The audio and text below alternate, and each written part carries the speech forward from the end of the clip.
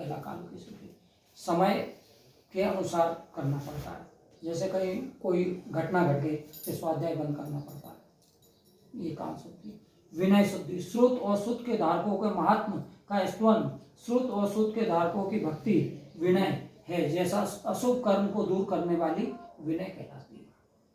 जो ज्ञानी व्यक्ति है उसकी विनय करना, उसकी वंदना करना ज्ञान की ही वंदना करने के बराबर। उपधान, उपधान का अर्थ होता है अवग्रह। जब तक आगम का यह अनुयोग समाप्त नहीं होता तब तक अमुक वस्तु नहीं खाऊंगा, अनशन, चतुर्थ षष्ठम उपवास आदि करूंगा, इस प्रकार संकल्प अवग्रह कहलाता है। टोडरमल जी ने परित्याग विद्वान को परित्याग कहा है। ये करके स्वाध्याय लेखन आदि कार्य करते हैं, अतः स्वाध्याय सिद्धि के लिए उपदान आवश्यक है। मतलब ये ग्रंथ जब तक पूरा नहीं हो जाए तब तक चावल का त्याग रहेगा, या एक फल का त्याग रहेगा, एक रस का त्याग रहेगा, तो ऐसा करना उपदान। ये सब में ज्ञान के 8 अंग कहलाते हैं। बहुमान, बहुमान का अर्थ होता है ग्रंथ शास्त्र को पढ़ने से पूर्व स्वयं की शारीरिक शुद्धि करना, करके पवित्र होना। जैसे ये धोती पहन के आए, पूरा ग्रंथ जो पढ़ा सहित नाम का शुद्ध कपड़े से पढ़ा और शुद्ध कपड़े से सुना, इन कपड़ों से ग्रंथ छूने का अधिकार नहीं आगम ग्रंथ का। जैसे भगवान को देव शास्त्र गुरु तीनों को शुद्ध वस्त्र से, शुद्ध मन से, सूतक पातक से रहित को ही छूना चाहिए, इसके अलावा नहीं। ये पुस्तक क्या है कि जो बहुत पाप में फंसे हुए हैं ना, तो इसका नाम बहुत सोच समझ के धर्म अधर्म का रखा है। धर्म क्या है, अधर्म क्या है, दर्पण से आप खुद नाप लीजिए, अपने आप को बिठा लीजिए कि हम धर्म कर रहे हैं कि अधर्म कर रहे हैं। मंदिर में आके कसाय बढ़ा रहे, कसाय बढ़ा रहे कि घटा रहे, इनने बोला और आपने बढ़ा दिया, तो अब तुम्हारी कसाय बढ़ गई, अब इनकी कसाय बढ़ेगी, फिर इनकी कसाय बढ़ेगी, इनकी बढ़े। इसलिए मंदिर में मुंडा, और जो आवश्यक हो वो चुपचाप ला के दे दो और कर दो। किसी गरीब को दान भी देना है, या मंदिर भी गरीब ही है, भगवान भी गरीब ही है, भगवान से ज़्यादा कोई गरीब नहीं है, क्योंकि उनका तो चंदे से काम चलता है। आप चंदा नहीं लोगे अपने बच्चों को पढ़ाने के लिए, खिलाने के लिए, मेहमान के लिए, लेकिन भगवान के लिए कोई सब लोग चंदा कर दो तब जाके भगवान का सामग्री आएगी। तो ये क्या है, ये एकदम से मतलब हीन समझ लीजिए आप हमने उनको, और खुशी खुशी दे उसका नाम धर्म है, और जबरदस्ती लिया जाए चालबाजी से, तो ये सब वो उसके अंतर्गत आता है, क्या समझे। लेकिन बहुमत उन्हीं का, सच्चाई वालों को किनारे कर देते हैं। खोटे सिक्के चलन से बाहर कर देते अच्छे सच्चे सिक्कों को, ये। अब ये बहुमान स्वाध्याय क्यों करते? अज्ञान की निवृत्ति और उपादान की जागृति, उदासीनता और उपेक्षा संयम, इसलिए स्वाध्याय किया जाता है, ज्ञान इसलिए किया जाता है। ऐसा माणिक नंदी महाराज ने परीक्षा मुक्त ग्रंथ में लिखा है। 5वें अध्याय का पहले नंबर का सूत्र है, क्या समझे। उपेक्षा, हर चीज, जैसे कोई गलत हो रहा है, इतने लोग बैठे हैं, आपको 99% गलत लग रहा है, अब आपको कुछ भी कर्म का आश्रम नहीं होगा, और तुम टोकने का भाव होगा तो कर्म का आश्रम होगा। गलती 1 करो, 100 करो, 1000 करो, लाख गलती करो, लेकिन एक गलती दोबारा मत करो। पिछले इतवार को इतना परेशान किया, वहाँ पे मैं कुछ नहीं बोला, इन्होंने रास्ता बता दिया कि यहाँ कर लो या कमरे में कर लो, क्योंकि वहाँ सुनना नहीं चाहते, उपेक्षा करना चाहते। जिनवाणी की उपेक्षा हमारी, हमने तो मौन खोले और आपको बोले, और आप कटर पटर कर रहे, इधर से इधर, इधर से इधर कर रहे, तो अब किस किस को रोको साहब। वहाँ कोई घंटी बजा रहा है, कोई चक्कर लगा रहा है, कोई माला कर रहा है, कोई जा रहा है, कोई कुछ कर रहा है, कोई कुछ कर, तो वो जगह वहाँ है उसकी। हमारी भी गलती थी, अनुपयोग थी, लेकिन हमने कहा चलो शुरुआत में थोड़ा बहुत समझ जाएंगे, लेकिन गले तक पानी आ जाए उसे थोड़ी समझाया जा सकता है। तो फिर अपने का छोड़ो, अपना रास्ता बदल लो। रास्ता बदलने में कोई काम रास्ता नहीं भाई, जिनको आना है यहाँ नहीं तो आपको तो माहौल में चले जाए, उसमें कोई दिक्कत नहीं। हमें आपका माइक भी नहीं चाहिए, संचालन भी नहीं चाहिए, आपका खर्चा भी नहीं चाहिए, और वहाँ उनको कोई इनकम नहीं है, तो इसलिए वो डिस्टर्ब करते हैं। अभी कोई दान देने वाला आ जाए तो ऐसा शांत बैठ जाएंगे। तो वो है कसाय का स्थान, और यहाँ है निष्कसाय वाला काम, सहज सरलता। क्योंकि समाधि के लिए दीक्षा दी है ना कि दूसरों को समझाने के लिए, और दूसरे कभी नहीं समझेंगे। इसी ग्रंथ में लिखा है आत्मा के हित स्वयं के आचरण से होता है, ना कि बोलने से होता है। 170 पेज पे आत्मा का हित स्वयं के आचरण से होता है, ना कि बोलने से होता है। और दुनिया में ऐसा कोई भी उपाय नहीं जो दूसरे को समझा सके या संतुष्ट कर सके, ऐसा तीर्थंकरों ने इसमें लिखा है। तो फिर बात ही खत्म होगी जब अपन जानते हैं कि वो दो लोगों और जिनको जरूरत है वो यहाँ आएगा, वो श्रद्धा भक्ति से सुनेगा, बात खत्म हो गई। और 1000 मूर्ख से एक ज्ञानी श्रेष्ठ, ऐसा भी शास्त्रों में लिखा हुआ है। एक श्लोक लिखा है 1000 मूर्खों को ज्ञान दे और एक ज्ञानी को दे, तो एक ज्ञानी को ज्ञान देना ज्यादा श्रेष्ठ है 1000 मूर्खों को देने से अपेक्षा। अब इसमें आया है बहुमान। बहुमान का अर्थ है आदर सत्कार करना। साथ को पढ़ने से पूर्व शारीरिक शुद्धि, मतलब शरीर पे शुद्ध वस्त्र सोले के पहनना, पढ़ने से पहले और सुनने से पहले, क्या समझे। और दोनों हाथ जोड़कर विनय पूर्वक शास्त्र को उच्च आसन पर विराजमान करना, जैसे ये उच्च आसन है, सोचिए, ये नहीं कि हाथ में लेके पढ़ रहे। उच्च आसन पर विराजमान करना। शास्त्र के पृष्ठ पढ़ने पलटते समय मुंह से लार थूक नहीं गिरना चाहिए। बहुत से लोगों के मुंह से प्रवचन करोगे, जोर जोर से बोलोगे तो थूक निकलेगा ही निकलेगा। साथ नीचे रखा है और शांति से नहीं होता है, शांति से बोल रहा है, समझ रहे हैं। यहाँ आप पूछ भी सकते हो, वहाँ आप क्या पूछोगे, साहब कोई बात होती है। विश्व सागर जी ने हमको 2006 में बताया था कि आपको स्वाध्याय ही करना चाहिए। अभी प्रवचन का लफड़ा सब बड़े साधुओं के पास। प्रवचन की मानसिकता अलग होती है लोगों की। शास्त्र को जंगा पर नहीं रखना चाहिए। शास्त्र जी पर कवर जिल्द आदि चढ़ाना चाहिए। फटे पुराने जीर्ण शीर्ण अनुपयोगी शास्त्रों को बुद्धिपूर्वक अग्नि संस्कार करना, ये बहुमान है। मन में निश्चय करके आदर से अध्ययन करना चाहिए। अब जैसे जीर्ण शीर्ण जितनी भी ये है जिनवाड़ी वगैरह, हाँ, अनावश्यक जितनी भी है, कैलेंडर है, फोटो है, जो भी है, उन सबको अग्नि संस्कार करना चाहिए। जो किताबें काम में नहीं आ रही, कोई नहीं पढ़ रहा है, जगह घेरे हुए हैं जिनमें वो हो रहा है, पहले उसे धूप से दिखा दो, झड़झड़ा दो, कीड़े मकोड़े तो नहीं है कुछ भी, साफ सफाई करके अग्नि संस्कार करके राख है तो नदी में बहा दो या गाड़ दो। पुस्तकों में वैसे भी बहते पानी में अगर अपने अनुपयोगी है जलाने के उसमें करते तो नहीं है विधि सही। खानला में इतना शास्त्र रखा था 2006 में, और पास में 2 नदियां हैं, तो इन दिनों में नदी को बाढ़ आ जाती है, तो इन दोनों में बोरे भर भर के उन्होंने ऐसे ही की। वहाँ के लोग जितना भी कोठे के कोठे भरे थे, जो आए रख जाए, जो आए रख जाए, जो आए रख जाए, सब नदी में बहा दिया, काम खत्म।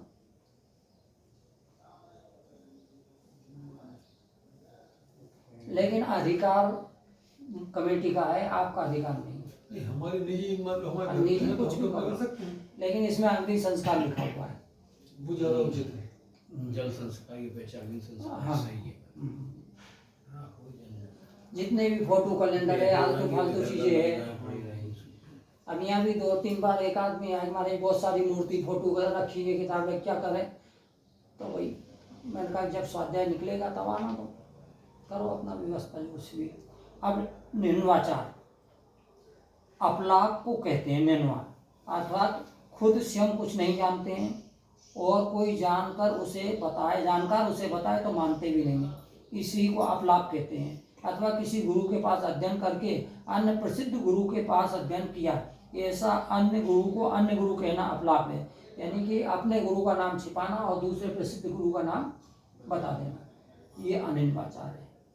व्यंजन शुद्धि, व्यंजन शब्द के प्रकाशन को कहते हैं। शब्द स्वयं दूसरे को ज्ञान कराने में हेतु और स्वयं शब्द श्रुत से ही वस्तु के यथार्थ स्वरूप को जानता है और दूसरे को ज्ञान कराता है।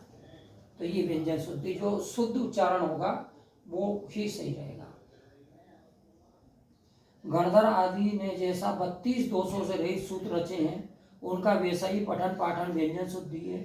व्यंजते अर्थात जिसके द्वारा जाना जाता है, ऐसे अवग्रह को ज्ञान शब्द के से शब्द शुद्ध का भी ग्रहण होता है, क्योंकि शुद्ध ज्ञान का मूल शब्द है। शुद्ध ज्ञान जब आएगा जब शब्द होंगे, शब्द का उच्चारण शुद्ध होना चाहिए। उसके लिए मौन रखना पड़ता है किसी व्याकरण आचार्य से, संस्कृत आचार्य से सीखना पड़ता है कि शब्दों का उच्चारण, कौन सा शब्द कहाँ से उच्चारण होता है। उसमें ऐसा 8 स्थान से उच्चारण होता है, तो उसको समझना बहुत जरूरी है। उसमें बहुत टाइम लगता है। अभी उच्चारण किसी का भी शुद्ध नहीं है। अर्थ शुद्धि व्यंजन शब्द की समीपता से अर्थ शब्द के वाच्य को कहते हैं, अतः अर्थ से सूत्रार्थ का ग्रहण होता है। सम्यक रूप से सूत्र के अर्थ की निरूपणा का आधार अर्थ है, अतः निरूपणा की सच्चाई को अर्थ शुद्धि कहते हैं। अर्थ सूत्र के अर्थ का यथार्थ कथन अर्थ शुद्धि कहलाती है। किस अभिप्राय से लिखा है, कहाँ मौन रहना है, कहाँ पर कितना बोलना है, और कहाँ पर कैसा बोलना है, और कहाँ पर मौन रहना है। ये बातें 2 ही चीज़ें है और उपादेय। जहाँ पर उपयोगिता है वहाँ कम से कम शब्दों में उसका ज़्यादा से ज़्यादा प्रभाव पड़ेगा। आचार्यों ने सूत्र रचे हैं, उनको स्वामी कहा है। स्वामी माने भगवान की तरह है, जैसे महावीर स्वामी, ऐसे उमा स्वामी, क्योंकि सूत्र रचे उन्होंने, और सूत्र में अर्थ गूढ़ होता है। ऐसे ही बहुत से साधु संत हैं या बहुत से श्रावक हैं, वो सूत्र रूप में अल्प बात करेंगे, लेकिन अर्थ बहुत गहरा रहेगा। इसमें आचार्य श्री विद्यासागर जैसे छोटे छोटे सूत्र बनाए, लगाए 3-3 लाइन, तो उसमें अर्थ कितना गहरा है सोचो आप, गहराई से समझो तो उन्होंने चिंतन कर। तो ऐसे ज्ञानी व्यक्ति का लक्षण है कम बोलना, और बिल्कुल नहीं बोलना महाज्ञानी का लक्षण है। तीर्थंकर बिल्कुल नहीं बोलते, जैसे दीक्षा लेते इसी अवस्था में, आर पानी करेंगे मनुष्य अवस्था में, मुनि अवस्था में, लेकिन एक शब्द तो वो महाज्ञानी है, महामुनि है, वो उनका महामुनि नाम है। और जो अल्प बोलता है वो भी ज्ञानी माना जाएगा, और जो बहुत बोलता है ये तो समझो कि बस वहां से तो बचना ही चाहिए, वहां कुछ भी नहीं।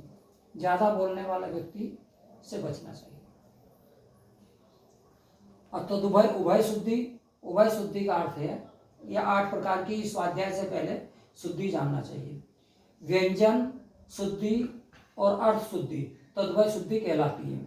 कोई व्यक्ति सूत्र का अर्थ तो ठीक कहता है, परंतु सूत्र अशुद्ध बोलता है, व्यंजन शुद्धि नहीं है। दूसरा व्यक्ति सूत्र तो शुद्ध बोलता है, लेकिन अर्थ अशुद्ध अन्यथा करता है, उसका निराकरण के लिए अर्थ शुद्धि कही है।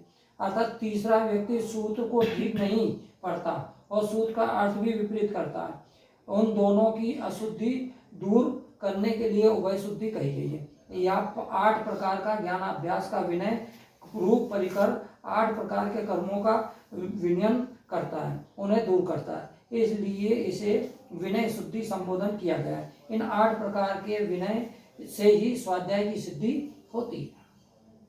सम्यक दर्शन के जैसे 8 अंग होते हैं, वैसे सम्यक ज्ञान के भी 8 अंग हैं। ये सम्यक ज्ञान के 8 अंग हैं, और सम्यक चारित्र वाले के भी 8 अंग पुष्पा स्वामी ने पंचगुरु भक्ति में लिखा है कि उनका भी यम नियम आसन प्राणायाम प्रात्याहार ध्यान धारणा समाधि अष्टो अंगानी। आप कहोगे ये तो पतंजलि के हैं, उसमें भी है, लेकिन अपने यहाँ भी है। अगर अपने यहाँ से जितनी भी अच्छी चीज दूसरे धर्मों में गई है वो सब जैन धर्म से ही गई है, क्योंकि आदिनाथ भगवान ने असीम कृषि वाणिज्य शिल्प कला ये 8 चीजें बताई थी, 6 चीजें। तो उसमें बताया था जैसे असी तो असी माने तलवार, हथियार चलाना पहले नंबर पे अपनी सुरक्षा के लिए। मसी माने स्याही से लिखना। कृषि माने खेती करना, बिना खेती के तो कोई काम चलता ही नहीं है, जितना भी पेट भोजन उसी से होता है। असी कृषि वाणिज्य व्यापार, ये आदिनाथ भगवान ने सबसे पहले बताया, तो ये जैन धर्म से ही निकला है। और असी कृषि वाणिज्य शिल्प और कला, यानी मकान बनाना, और कला 72 प्रकार की, किस प्रकार से किस कला में आपको करना, ये और ये सब धर्मों में चला गया, क्या समझे। और सब धर्मों ने एक एक अंग ले लिया है और अच्छे से किया उसको पालन, और अपन ने क्या किया कि बहुत के चक्कर में थोड़ा भी छोड़ दिया, क्या समझे। ज़्यादा के चक्कर में थोड़ा भी छोड़ दिया कि हम बहुत कुछ जानते हैं, बहुत कुछ करते हैं, हमारा जैन धर्म उत्कृष्ट है, त्याग उत्कृष्ट है, हमारा धर्म ये है, लेकिन आचरण भी तो दिखना चाहिए ना उसका। तो ये बताया। अब स्वाध्याय के तत्वार्थ सूत्र में 5 भेद बताया। वाचना, प्रचना, अनुप्रेक्षा, आमनाय, धर्मोपदेशा। वाचना किसे कहते हैं? कोई ग्रंथ को पढ़ना 8 प्रकार की शुद्धि पूर्वक। प्रचना माने आपका पूछना, जैसे सुबह पूछा था तब 8 नहीं बजे थे इसलिए नहीं बताया।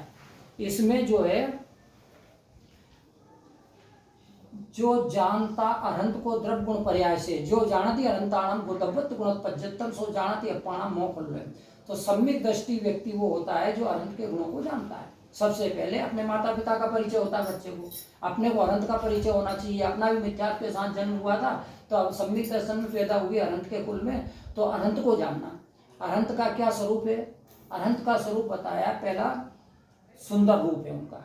अरहंत से सुंदर कोई भी रूप नहीं है। भक्तामृत के 12वें काव्य में बताया जितने भी सुंदर परमाणु थे सब आपके अंदर आ गए, अब बाहर कुछ भी नहीं बचा। सुगंधित शरीर है, क्योंकि सुगंधित सबको आकर्षित करती है भोरे को। पसीना रहित शरीर है उनका, पसीना भी एक मल है। पसीना आ जाता तो अपने को हाथ पैर धोना पड़ता है कि नहीं? पसीना अगर भोजन में गिर जाए तो अंतराय करना पड़ता है। पसीना भी एक मल है, पसीना रहित। और निहार रहित, सोच नहीं जाना उनको, लघु शंका नहीं जाना उनको, कमंडल लेते नहीं है उनको, कमंडल की जरूरत नहीं रहती है। सोचिए आप, लघु सोच की जरूरत नहीं है। प्रिय हित वाक्य बोलना, प्रिय और हितकारी। हितकारी नहीं है तो मौन ले लेना। तो हितकारी, आज की दुनिया में हितकारी वाक्य जो है कोई सुनना नहीं चाहता। अपना क्या है कि जैन धर्म में जो है अपना क्यों है कि जैन धर्म स्थिर अभी तक क्यों है? क्योंकि अपने यहाँ प्रायश्चित और प्रतिक्रमण है, और दूसरे धर्मों में प्रायश्चित प्रतिक्रमण नहीं है। क्या समझे? तो उसका उत्थान होगा। जो व्यक्ति गलती का प्रायश्चित प्रतिक्रमण कर लेगा उसका उत्थान हो जाएगा, और जो व्यक्ति गलती पे गलती करेगा उसका पतन हो जाएगा। तो उसकी पतन की उम्र ज्यादा नहीं रहती, पाप की उम्र ज्यादा नहीं रहती, गलत काम की उम्र ज्यादा नहीं। सच्चाई की उस सत्य में हो जाते, सत्य की भले देर से लेगा लेकिन वो सत्य की ही जय होगी। आखिरी तक एक मुनि रहेंगे, लेकिन मुनि कोई ना कोई रहेगा, श्रावक कोई ना कोई रहेगा, भले कठोर है अपना और ये है। तो वो और उनके तो कई धर्म मिट गए और कई धर्म चले गए, सोचिए आप। और कई लोग उपकते हैं, एकदम से उपकते हैं, एकदम से चले जाते हैं। लेकिन जैन धर्म तो अनादिकाल से, नमोकार मंत्र अनादिकाल से, अब 2000 साल से तो पुष्पन भूतबली जी महाराज से ये सारे ग्रंथ चल रहे हैं, और उसको आचरण करने वाले श्रावक और साधु भी चल रहे हैं। तो कठिन जरूर है लेकिन वो चलेगा। प्रायश्चित और प्रतिक्रमण है अपने यहाँ, यानी ब्रेक लगाने का है, और उनके यहाँ बिना ब्रेक नहीं है। कब कौन सा धर्म छूट जाए, लेकिन अपना धर्म का संस्कार वाला छूटता नहीं। तो क्या है कि प्रिय वचन, तो प्रिय वचन जो है थोड़े ही होते, थोड़े वचन बोलने वाला अच्छा लगता है, ज्यादा वचन बोलने वाला अच्छा नहीं लगता है। हितकारी वचन जिससे सम्यक दर्शन हो वो हितकारी वचन है। जो सम्यक दर्शन की पुष्टि करे, देवसास गुरु की पुष्टि करे, वो हितकारी वचन है। और जो देवसास गुरु का विरोध करे वो व्यक्ति कितना भी मीठा बोले लेकिन वो अहितकारी है। समझ गए ना बात? वो अहितकारी है, और अहितकारी वचन भगवान के नहीं निकलते कभी। प्रद्युम्न का अपहरण हो गया था, सब रो रहे थे। श्री कृष्ण वहाँ ये नेमिनाथ भी थे, नेमिनाथ जानते थे, अवधि जानता, लेकिन वो एक शब्द नहीं बोले। हरिवंश पुराण में लिखा है कि नारद आए, नारद ने कहा ये भगवान जानते जरूर है लेकिन ये बताएंगे नहीं। क्यों नहीं बताएंगे? ये मैं नहीं कैसा, इनसे जबरदस्ती कर नहीं सकते, तीर्थंकर है, इनसे कोई जबरदस्ती, लेकिन ये जानते हैं। फिर उसमें अर्थ बताया कि तुम जाके वो जो बच्चा जहाँ पे ले गए हैं प्रद्युम्न कुमार को, वहां से ले आओगे, छुड़ा लाओगे, तो उसकी माँ को दुख होगा, इसलिए नहीं ये बताएंगे। क्योंकि ये अहितकारी, दूसरे को दुख पड़े ऐसा वचन बोलना अहितकारी कहलाता है, चाहे वर्तमान में हो या भविष्य में हो। भविष्य में दुख पड़े ऐसा वचन भी क्यों बोलना, मौन ले लो। किसी के मिथ्यात्व की समर्थन करोगे आप तो क्या करोगे, तो उसको भविष्य में दुख होगा, और वर्तमान में दुख होगा अगर ज्यादा कुछ ऐसा बोलोगे उसके अहितकारी, जैसे दो का किसी का अधिकार छुड़ाना, किसी का किसी का अधिकार छुड़ाना।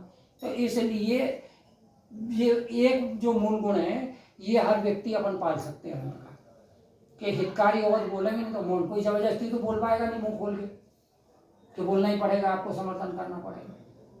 मौनम सर्वार्थ साधनम।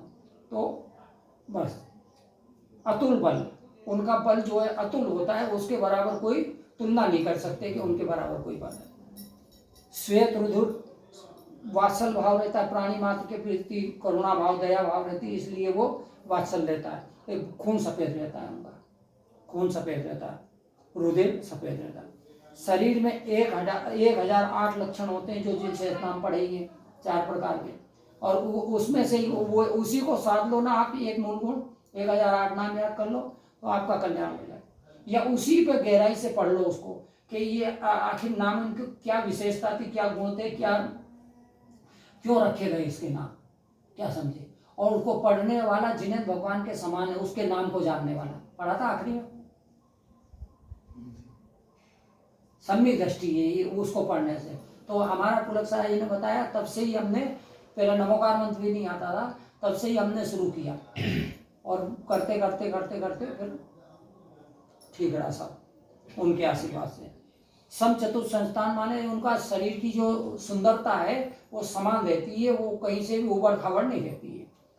वज्र श्रम नारायण सेना सबसे बहुत बल रहता है, अतुल बल रहता है, वो उनके शरीर में वज्र के समान कोई कील भी निकाल सकता है। ना उनको भूख प्यास लगती, ना ठंडी गर्मी लगती, ना कुछ भी लगता।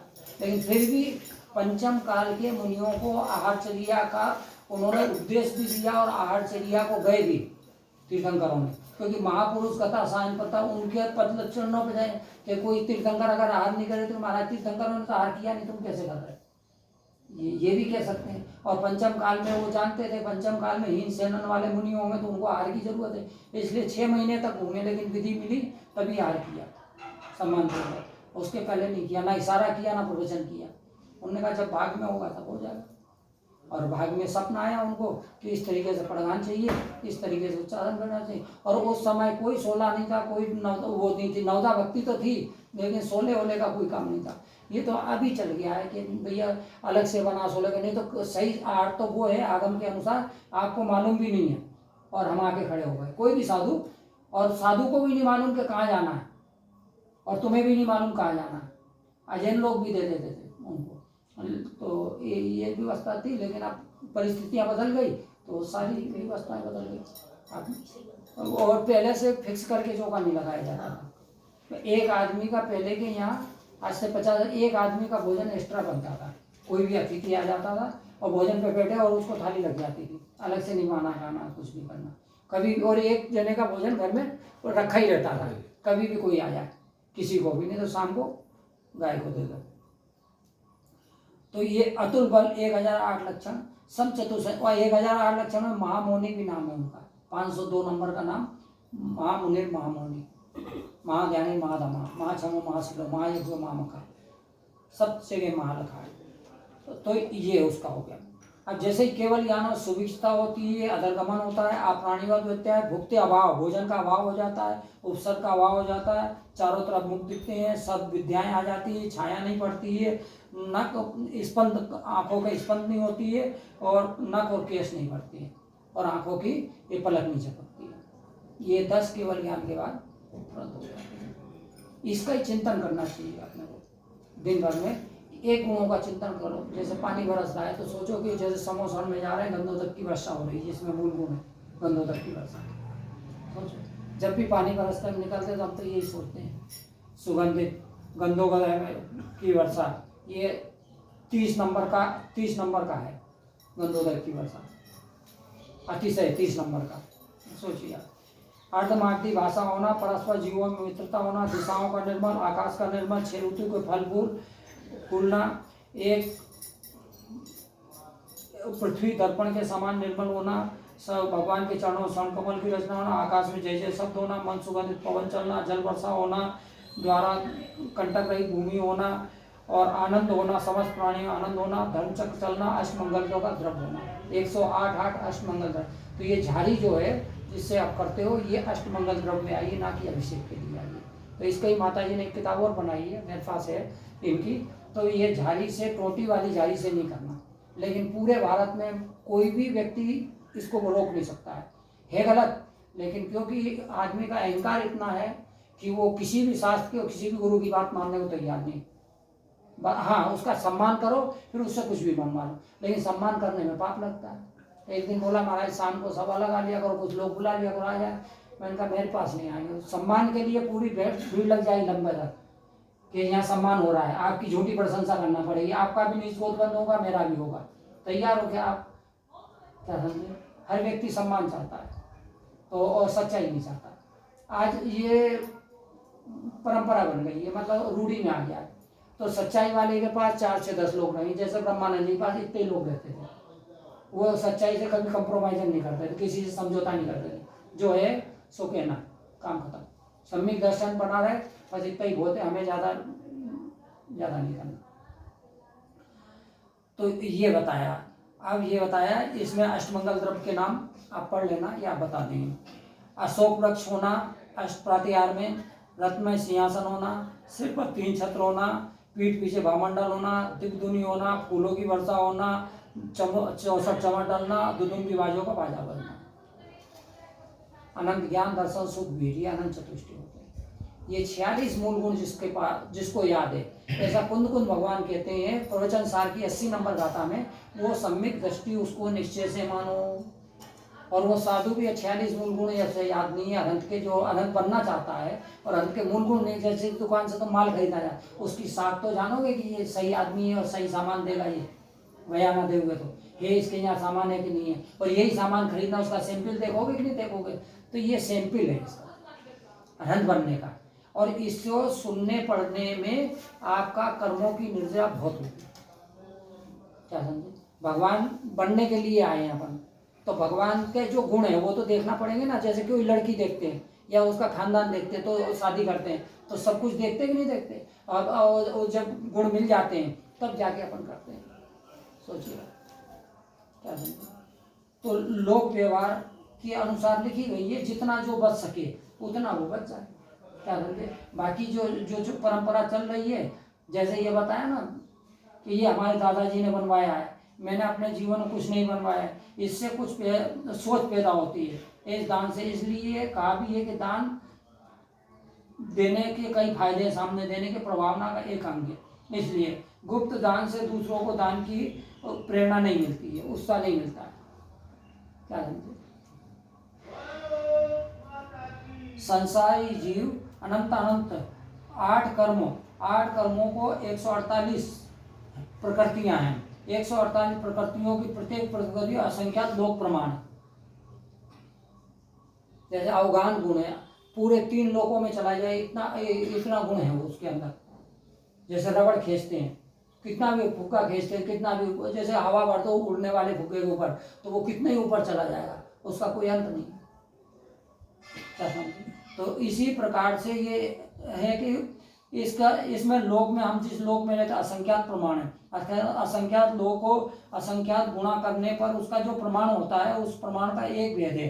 कर्म की प्रकृति एक भेद है, जीवों के परिणाम भी इतने ही प्रमाण होते हैं, यानी विचार भाव।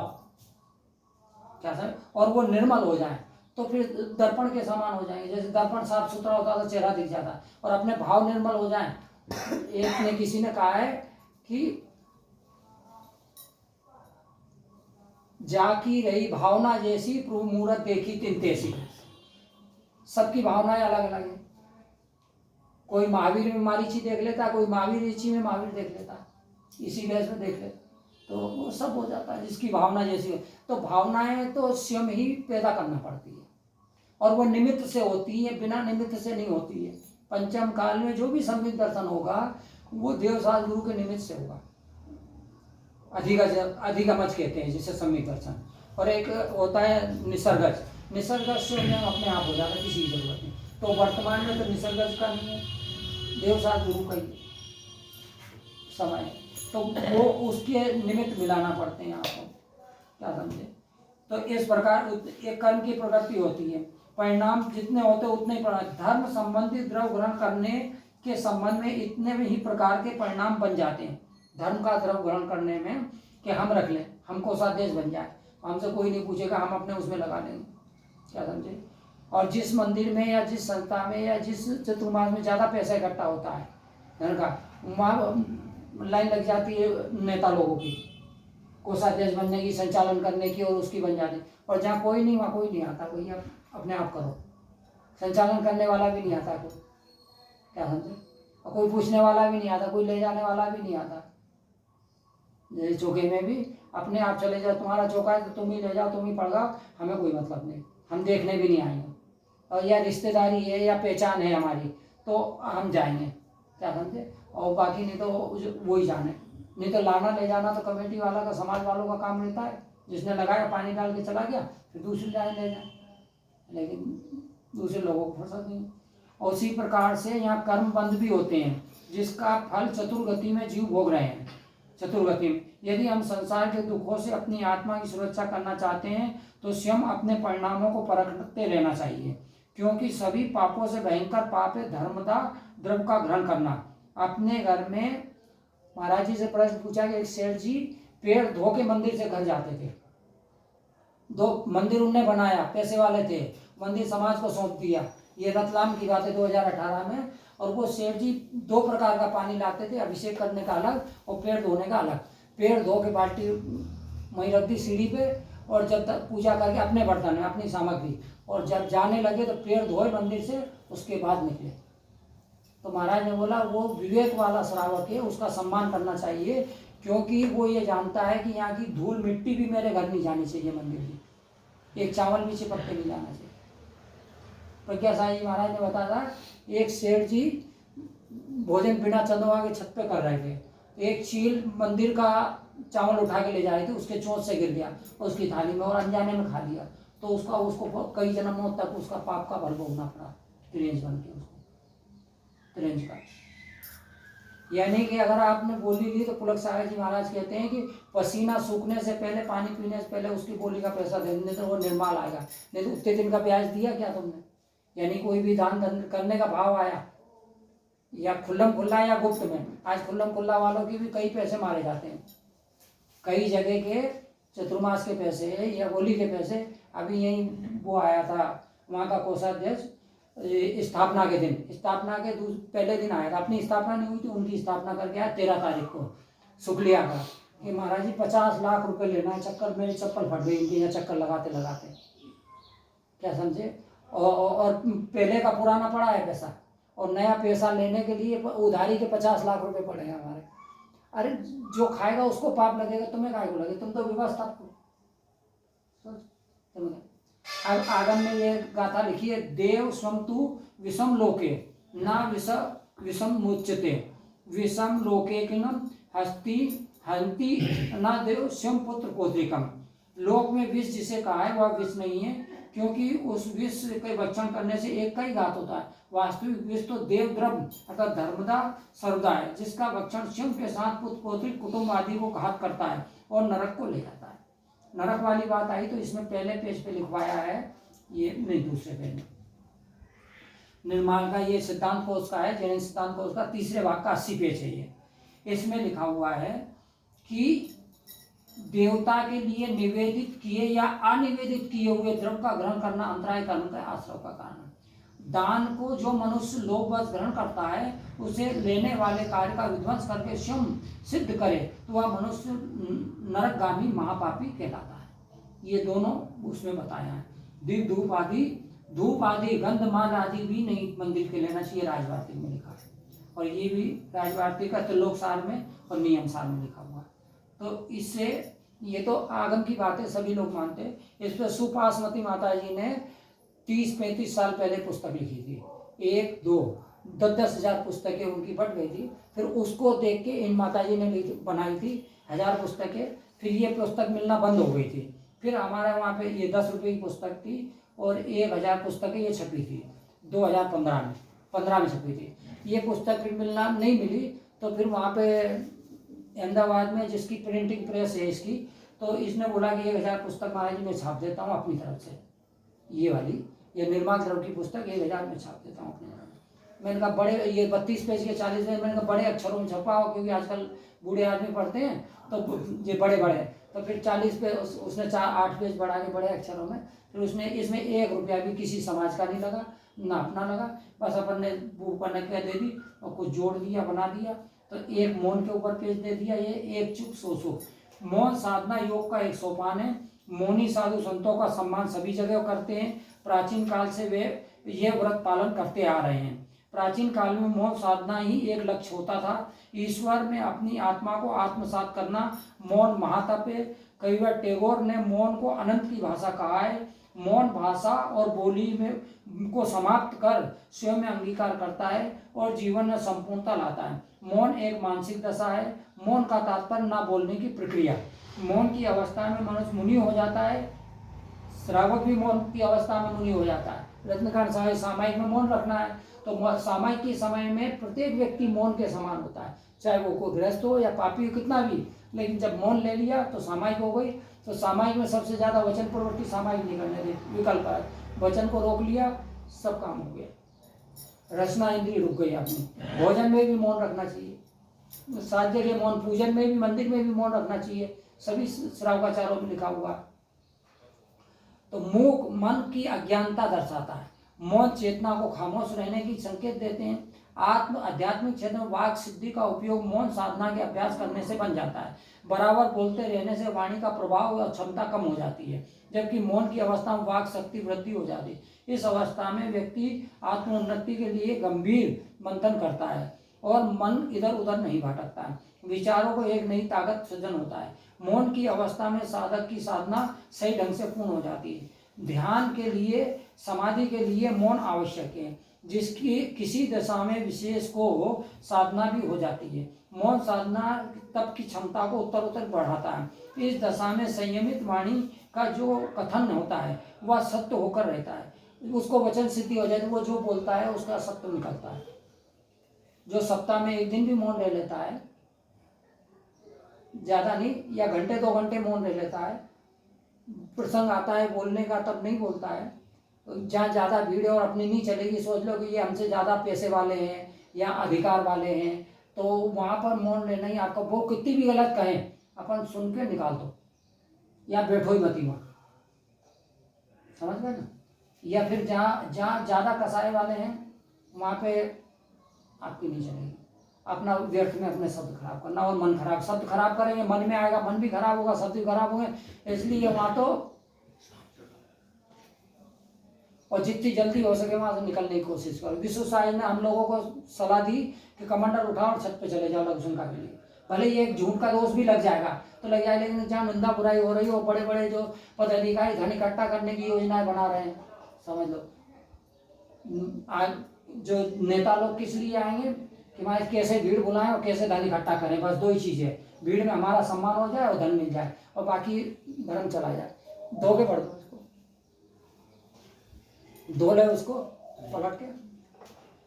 कुछ घंटों में मौन रहने की साधना का पालन अवश्य करना चाहिए। मौन रहना मानव के लिए अनोखे व्यक्तित्व का होता है। यदि कोई व्यक्ति अनैतिक न हो तो को ना व्यायामित शास्त्र समुदय। आचार्य उमा स्वामी लिखते हैं कि शास्त्र में कौन गलती नहीं करता, आचार विचार किसी के सम्मुख पेश कर रहा है। अनैतिक आचरण को देखते हुए मनुष्य का मौन रहना चाहिए। समझना चाहिए कि व्यक्ति अनैतिक आचरण के विचार या व्यवहार का निवारण करने में समर्थ नहीं है तो मौन लेना। जो हम कह रहे थे वही बात है, कोई बड़ा व्यक्ति अनैतिक आचरण कर रहा है गलत, तो वहाँ मौन लेना चाहिए, उसका प्रतिकार नहीं कर सकते हैं और उससे समझाना भी नहीं चाहिए और निवारण करना चाहिए। निवारण करने में समझ उलझना नहीं चाहिए।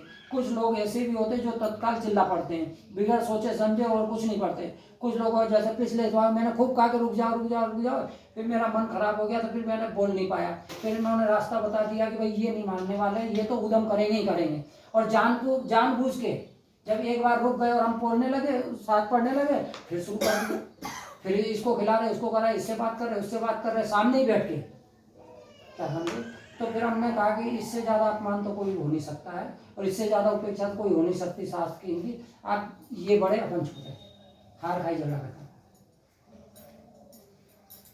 तो इसलिए जो धैर्य पूर्वक घटना का अवलोकन करके बस वहीं रहो, दूरी रहो, उपाय निकालना चाहिए। मौन तोड़ देते हैं। तो जैसे समग्र दृष्टि से देखें तो मौन की दशा में मनुष्य को कभी भी नुकसान नहीं होता है, बल्कि एक प्रकार का फायदा ही होता है। मौन से सारे वचन वर्गणाएं बच जाएगी। वचन वर्गणा जिसकी बच गई उसको केवल ज्ञान हो, उसको दिव्य धुनी फिरेगी वचन से, क्या समझे। और जितनी वचन वर्गणा बढ़ा, एक विद्वान ने कहा मेरी सबसे अनमोल संपदा पूंजी वही है जो शब्द मैंने आज तक बोले नहीं है, वही मेरी पूंजी है। और ना बोलूंगा, मैं ऐसा लक्ष्य रखता हूं कि अब मुझे ना बोलना पड़े। खलील जिब्राइल ने बोला मैं एक शब्द जीवन भर मौन साधना करी, और जब उसको मोक्ष होने का समय आया तब लोगों ने बोला कुछ तो बोलो, कुछ तो बोलो। तब उसने जो शब्द बोला, ध्यान में, मैं एक शब्द कहना चाहता हूं, मगर कहने से पहले मृत्यु ने बाधा डाल दी, तो आने वाला कल उसे कहेगा। क्योंकि समय की पुस्तक में कोई रहस्य नहीं रहता है, यानी किसी भी आत्मा में कोई रहस्य नहीं रहता है। एक शब्द कहने में भी यह शर्त लगा दी कि मृत्यु ने बाधा डाल दी तो आने वाला कल उसे कहेगा, क्योंकि समय की पुस्तक में कोई रहस्य नहीं रहता। तो ऐसे ऐसे ज्ञानी भी हुए। और जो मौन से एक व्यक्ति 10,000 साल तक बोले और एक व्यक्ति एक दिन मौन रहे, तो एक दिन मौन रहने वाला जितनी अच्छी तरीके से उसका प्रभाव पड़ेगा दूसरों के ऊपर, 10,000 साल तक बोलने वाले को नहीं पड़ेगा। सरल साहित्य लिखा है 100 साल तक एक पंडित प्रवचन करे और एक मुनि की झलक निकल जाए नग्न मौन वाले की, तो मौन वाले का ज्यादा प्रभाव पड़ेगा, इसका बोलने वाले का नहीं पड़ेगा। और बोली में कितने कितने दोष है, हमने मौन के ऊपर लिखी तो वो भी बताया। लेकिन कसाय सहित बोलना, इंटेंशन पूर्वक बोलने में दोष है, और सहज बोलने में कोई दोष नहीं है। वैसे ये भी है कि हमारा किसी से कोई लगाव नहीं है, कोई अपेक्षा नहीं है कि किसी की प्रशंसा नहीं करना, किसी निंदा नहीं करना, किसी से कोई ये नहीं करना कि साहब हमारा कोई काम कर दो। हमारा तो बस जगह दे दी, बस इतना बहुत है। आर भाग से अपने आप मिल जाता है, बाकी कोई मतलब नहीं है। चतुर्मास पूरा हो जाएगा। अब देखो 8:45 बज गए, वो आ गए और यहाँ अच्छा लगा, इतने लोग बैठ गए। अब क्या है कि जो रास्ता, अब ये सम्यक कौमुदी दोपहर को पढ़ेंगे, ठीक है ना। ये वैसे तो मेरी भावना भी रखी, मेरी भावना का तो मैं 60 साल सुना दूंगा, उसकी तो एक